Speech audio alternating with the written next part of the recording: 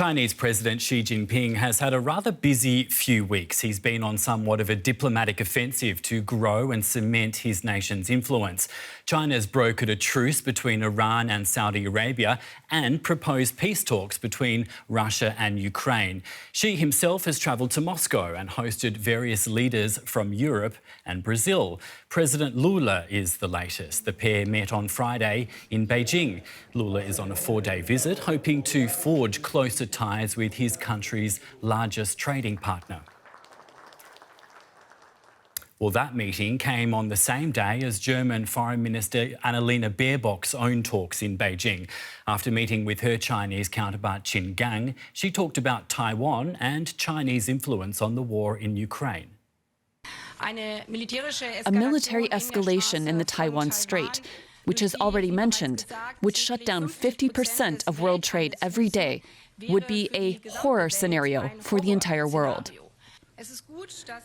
It is good that China has signaled its commitment to a solution, but I have to say, frankly, that I wonder why the Chinese position, so far, does not include a call on the aggressor Russia to stop the war. And here's Qin Gang's statement on China's position regarding Ukraine. As the Ukrainian crisis has developed, the lesson is profound and worth deep reflection. Territory is indivisible and security is equally indivisible. Without recognition of the security interests of a particular party, crises and conflicts are inevitable. China is willing to continue to work for peace and hopes that all parties involved in the crisis will remain objective and calm and make constructive efforts to resolve the crisis through negotiations. Meanwhile, China is extending its diplomatic footprint elsewhere too. And perhaps the most striking example has been the recent warming of ties between longtime foes Iran and Saudi Arabia under Chinese mediation. Delegations gathered in Beijing last week. It was the first such meeting between Saudi Arabia and Iran in 7 years and happened without United States involvement. We can go now to Warsaw and speak with Alicja Bahulska, Chinese Foreign Policy Fellow for the European Council on Foreign Relations. Thank you for your time, Alicja. Much is being talked about this diplomatic flurry centred on China recently, the expansion of its influence. The South China Morning Post is describing it as China's self-appointed status as a global peacemaker. Do you think there's any truth to that particular assessment? Well, this might be a little bit overblown, especially in the context of what's happening everywhere around the world these days. So definitely, all these meetings, they do represent an intensification of ties between Europe and China, but they should be read in the context of what has been happening within this kind of relationship in the past 3 years. So first of all, we had the pandemic, and the pandemic has really resulted in a freezing of ties between Europe and Beijing. But at the same time, we've seen now Xi Jinping consolidating his power and being really, really sure about his status and the security of the CCP with his leadership. And now he's trying to reframe the relationship with China being much more assertive, but also with China trying to present itself as a neutral actor in this regard.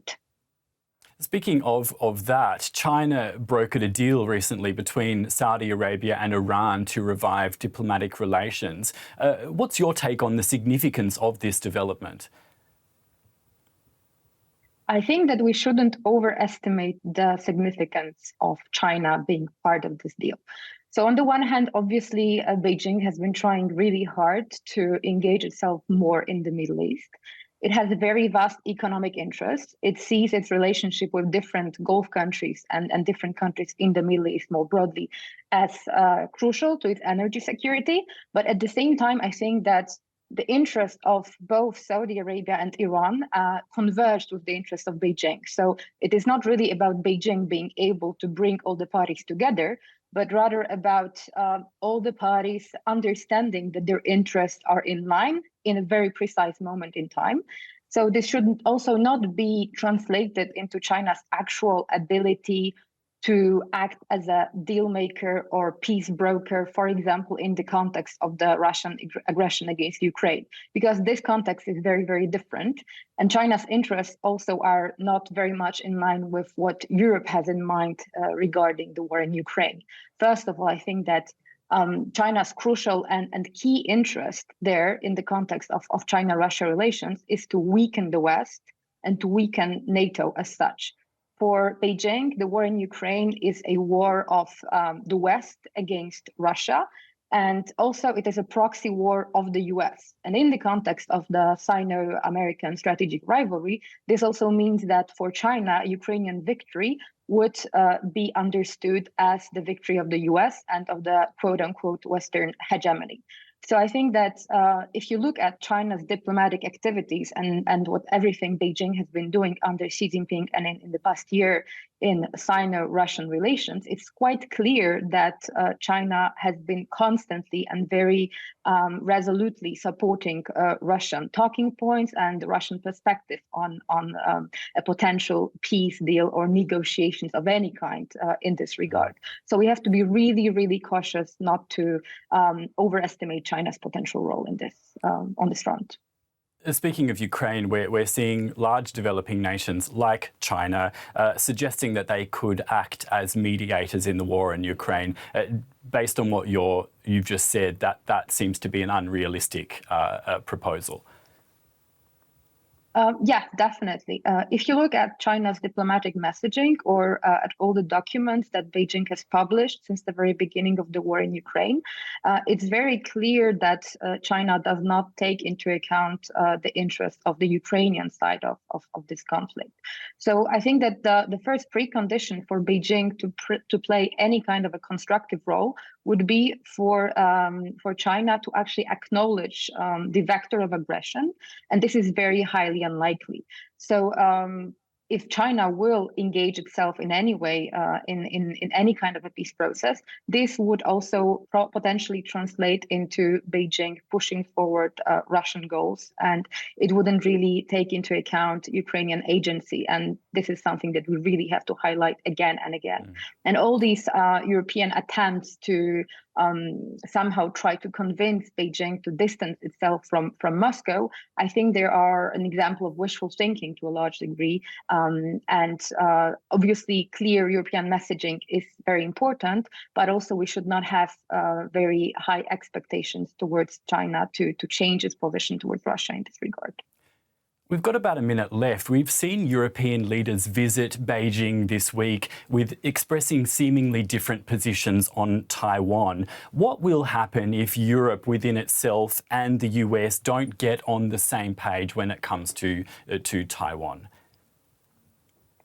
I think President Macron's visit and the optics surrounding it were very unfortunate, and his comments were extremely unfortunate as well, creating a lot of misperceptions, especially given the fact that in some media and in public debate, his position or his remarks were regarded as representative of Europe in general. And I think it's very important to highlight the fact that Macron is not the president of Europe in any way.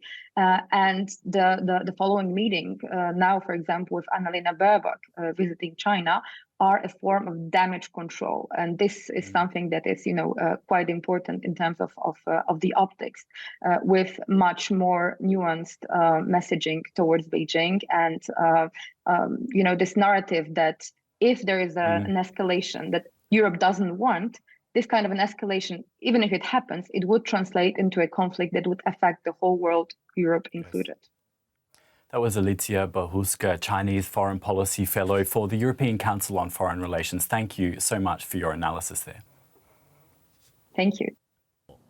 Well, joining me from New York is Rajan Menon, a professor of international relations at the City University of New York. Let's break this down. European shuttle diplomacy to Beijing over the past days, China's naval drills off Taiwan, Xi Jinping and Putin shaking hands and smiling, and BRICS member Brazil now in China. China seems to be the linchpin in geopolitics these days. What's that mean? Well, it's been a very busy time for the Chinese. They've had, as you mentioned, a series of visitors from Europe and now Lula. What does it mean for Beijing? I mean, it is clearly seen next to the United States as the most important power in the world. When it comes to the war in Ukraine, the United States, which is seen by Mr. Putin as in effect a co-belligerent, cannot serve as mediator. China is very close to Russia, of course. They have a strategic partnership, self-declared. But the Chinese have hinted that they would be willing to mediate, and they certainly haven't tilted so far toward Russia that they've burnt their bridges with Ukraine. So the hope is that they'll mediate. I myself am skeptical that that will happen quickly. Well, the Chinese and the Brazilians want to see some sort of deal done, some sort of negotiations, and the Ukrainians are certainly not up for that, are they? Well, I don't know that the Ukrainians are not up for it. You will recall that when Mr. Xi went to Moscow, he said thereafter that he would call President Zelensky of Ukraine. President Zelensky of Ukraine then invited him to come to Kiev. And not only has he not visited Kiev or said he would, he has not even contacted Zelensky on the telephone. So I think Zelensky is certainly open to see what China has to say.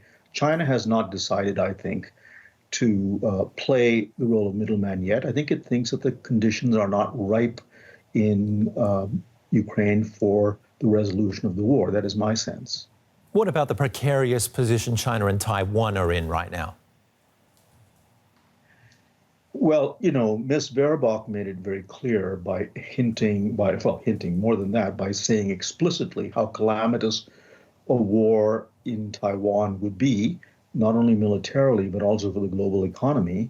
Things are very tense. As you know, just after Mr. Macron left Beijing, China staged a very significant military exercise, which included a simulated blockade of Taiwan. And so the temperature certainly is rising, and there's no indication that the Chinese are willing to say, we put the use of military force off the table. When Ms. Baerbock emphasized this, I think the Chinese were very clear that they would decide how they would resolve Taiwan. I don't think they want to go to war urgently, but they certainly haven't taken military force off the table. But they also don't want to denounce Russia's war in Ukraine either. No, they haven't denounced it. On the other hand, the Chinese position is not really that well understood. The Chinese have repeatedly said that they believe in the territorial integrity of all states, including Ukraine. After 2004, when the Russians annexed Crimea and created two so-called republics in the eastern part of Ukraine and Donbass, the Chinese did not recognize them then and have not recognized them now. So there is room that Beijing has left itself, should it decide eventually to play some role in the war. At the moment, however, the positions of Russia and China are so far apart that it's very difficult to bridge them. Neither has shown any willingness to compromise. Mr. Putin's conditions for ending the war is that essentially Ukraine accept the loss of 4 provinces that Russia occupies in part. Thank you very much for the insight there. Rajan Menon, Professor of International Relations at the City University of New York.